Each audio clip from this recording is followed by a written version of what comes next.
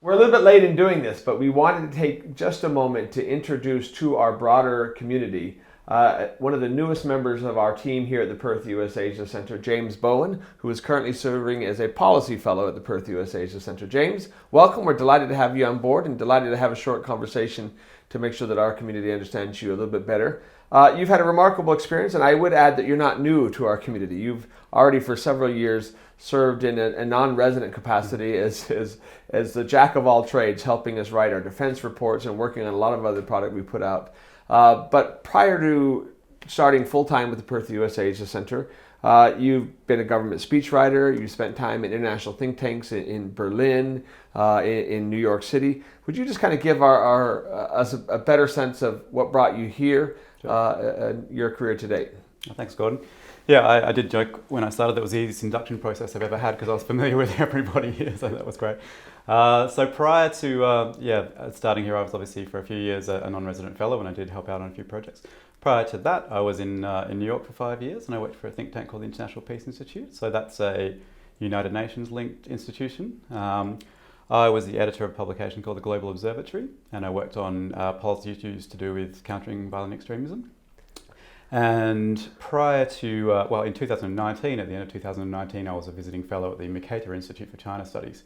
So I was mainly working on issues around US, China, Australia relations there.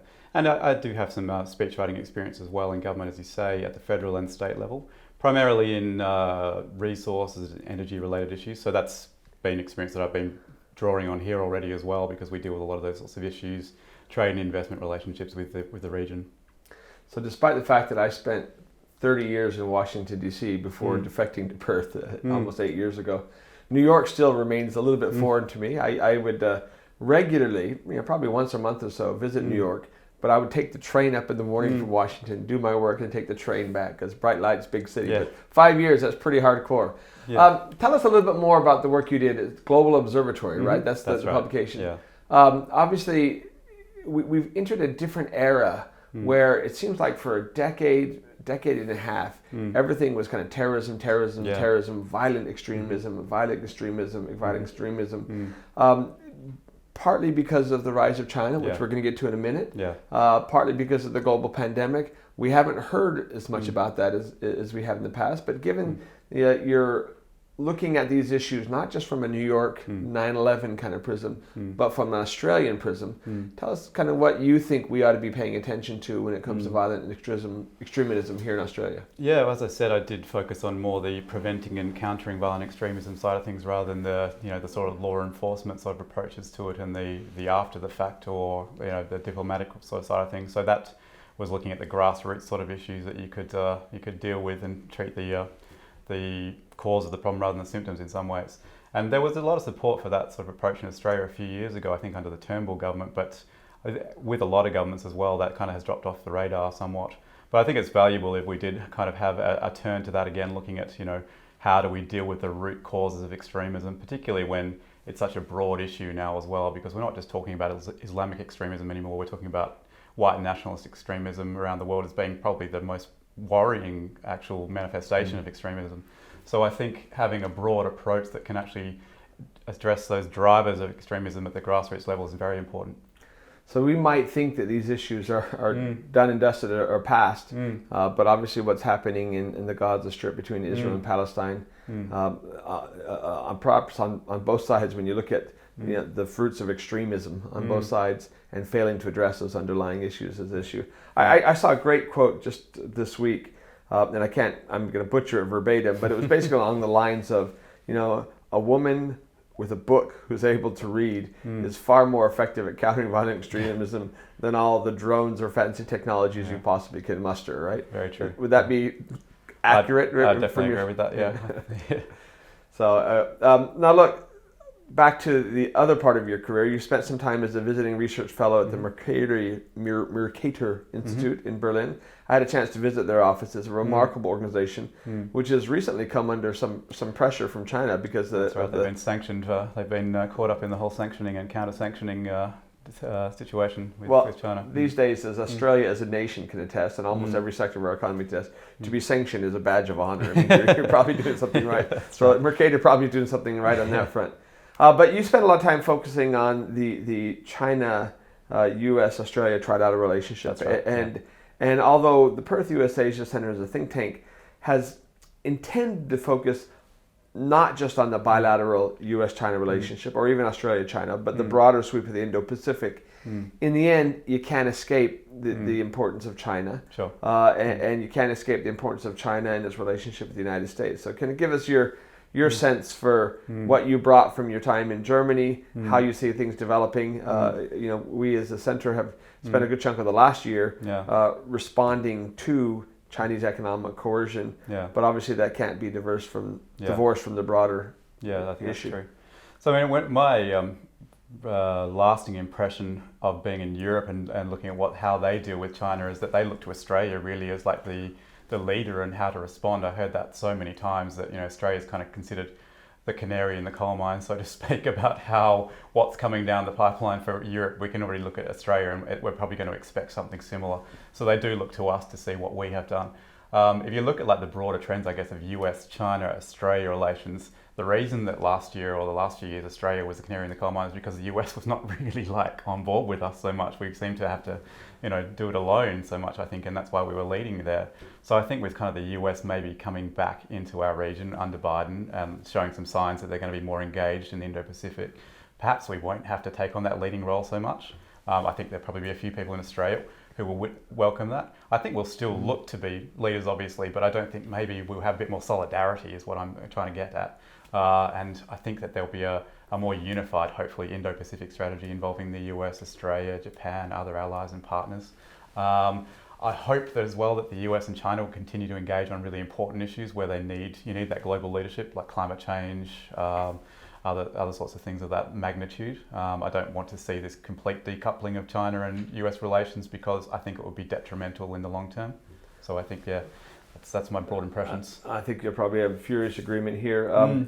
The last trip I was able to take internationally before COVID shut down, which had become a lifestyle, if you will, was to the US, and it was part of a Group of 8 delegation where Australia's universities had put together a UFITS document, so University Foreign Influence Transparency Scheme efforts. And just as you said, they had gone to Europe with that and found that they were kind of on the leading edge of Europe, and the same thing in Washington, D.C., just because of the relative exposure, the degree of exposure. And my guess is nothing in the last year has done anything to disabuse that. I mean, whether it's in responses to economic coercion, we've really had a lot to deal with. Yeah. But I do appreciate your focus on solidarity, right? Because it's something nice to have, right? Yeah, and I think even with Europe being aware of our experience, we might see some Europe and Australia coordination and cooperation a bit more as well. And obviously at the centre, we're going to be looking at that a bit. So tell us a little bit more about that. So the Europeans themselves are more engaged than they have been in the past in the Indo-Pacific. You view that in part, at least, as a response to the rise of China. Yeah, absolutely. I think, yeah. And I think, it's valuable. I think if we need as many partners as possible. So I think we should welcome rising European interest in our region. Now, you made a point of saying that obviously Australia and the world needs the US to continue to work together with China on countering violent extremism, perhaps, but perhaps on other issues like climate change or we are told repeatedly that COVID-19 is probably not the last pandemic, but that we ought to expect more of these going forward. So that level of cooperation and transparency is going to be key going forward. But when it comes to climate change, U.S. President Joe Biden convened a global kind of climate summit. Our Prime Minister, Scott Morrison, focused heavily on technological solutions to that, including some of the areas where Australia has some real deep dive capabilities, whether it is in the critical materials / rare earths that are necessary for advanced technologies, or hydrogen. And I know that hydrogen is something that you've already started diving into a little bit more deeply. Can you give us a bit of a sneak peek on what you see the issue for us vis-a-vis hydrogen in our relationships in the Indo-Pacific? I think, as you say, I'm going to be doing some really intense sort of work on hydrogen. I already have started, and we're looking to have a really great research program and some outputs around that in the centre. So I think hydrogen, the reason we're doing that is because everybody is talking about hydrogen at the moment. A lot of our trade partners and our big important allies as well, and partners on a strategic sense as well. So Japan, Korea, as countries in Europe as well. Germany is looking to be a real technology leader there. So the real opportunity that Australia has is to basically replicate our export success we've had in the past in stuff like LNG and coal and iron ore. And if you look at all the ratings that are coming out around the ability for Australia to be a green superpower and be a renewable energy superpower, hydrogen is one of the things that's driving that, because we have so many valuable renewable resources. We have ample space, we have the fresh water that we need, we have enough. We have these existing trade and economic relationships with the region, and obviously Asia, the Indo-Pacific, is the driver of all the growth in energy demand for the next few decades. And we're looking at societies there who are looking really to tackle climate change through hydrogen and other technologies. So, and we're looking at hydrogen in the centre as being not just an economic or an environmental opportunity, but a diplomatic and strategic opportunity as well, because we can help to maintain some of those important relationships we've built up through other commodity trade. And also, I mean, hydrogen has the opportunity to actually disrupt a lot of problematic strategic legacies of oil being the dominant energy form in the world, and other fossil fuels that have other negative connotations. If you look at like Russian relationships with Western Europe around those sort of gas-based coercion, the Saudis, as I said, with oil in the Middle East as well. So we're looking at hydrogen as possibly having much broader strategic advantages as well. So would it be fair to consider hydrogen a vehicle for, or even a battery for, renewable sources of power? Right? That's correct, yeah. I mean, its versatility is the thing that people are really looking towards. There's a lot of momentum behind electrifying everything around the world at the moment, but there's different sectors of the economy where you just can't do that, and hydrogen is considered a missing link in the renewable sort of revolution. And as we said, yeah, like there's a lot of applications that we'll be looking to develop in Australia, and our partners are too. So there's great synchronicity there. I like the framing of in search of the missing link. We have to work on that. Now look, our institutional mandate has been looking at the Indo-Pacific more broadly. There are countries in this region that have a particular interest in hydrogen. Who are those that are likely to be driving our own efforts in this front? So yeah, if you're looking at the people who are driving demand, the countries that are driving demand is Japan and South Korea in our region. And that kind of replicates, you know, the Japanese involvement, what they had in the LNG industry and the growth of that in Western Australia and Australia. But you can't ignore China as well. China is actually driving a lot of this as well, both from the production and supply side of things. But the Japanese and South Korean consumers will actually be, because they're so energy poor, they will be looking to us to be a big export market. And I think they'll be the export growth markets of the future. You'll probably have found we've already put an awful lot on your plate, but we're hoping at the centre to kind of think a little bit longer term.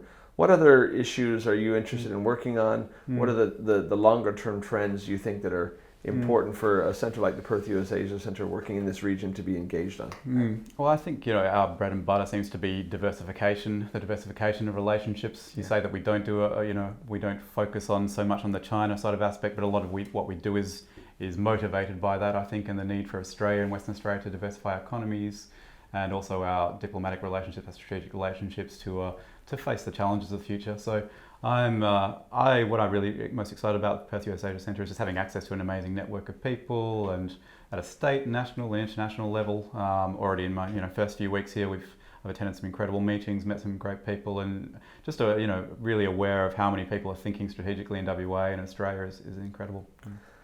Well, that is precisely what we hope to do. James, we're delighted to have you as part of the team formally, and look forward towards years of research and programming designed to kind of move the ball forward on all those issues, and many more that we yet haven't thought about. For those of you in our Perth USAsia community, you'll know and have recognized by now that we benefit tremendously from Western Australia's comparison to Scotland. I like to consider us the Scotland of Australia, and that if you look at the international community, no matter where you travel in the world, whether it's Hong Kong or Moscow, you're going to run into a Scot somewhere, just because initially there wasn't a lot of opportunity at home, and the best and the brightest went out and saw the world. WA has been very similar to this. You travel to New York or to Tokyo, you're always going to run into somebody from Perth. But particularly in this strange COVID era, and you and your family were ahead of the curve, you came back beforehand, people recognize it in terms of raising a family and quality of life, and being at the forefront of a lot of these regional issues, it's a nice place to be. It's a good place to be in WA. And so we're very fortunate that you and your family came back home. To have your international experience brought back here to WA is something that we're going to build a lot on going forward. So thank you again. Look forward to working together. Thanks, Gordon.